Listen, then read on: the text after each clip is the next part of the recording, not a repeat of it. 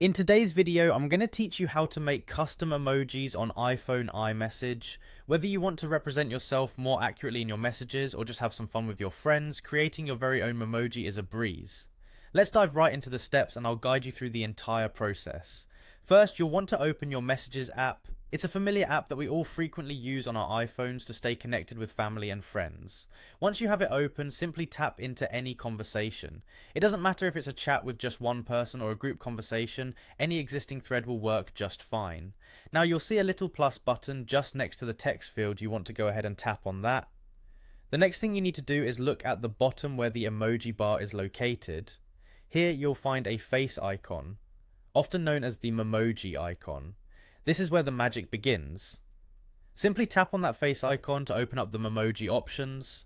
Once you're in the memoji section, you will see a plus button designed for creating a new memoji.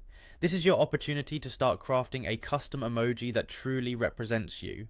Give that plus sign a tap to start your creative process. At this point, you get to dive into customization. You'll have numerous options to tweak and personalize. Start with your skin tone and adjust it to whatever shade feels right for you.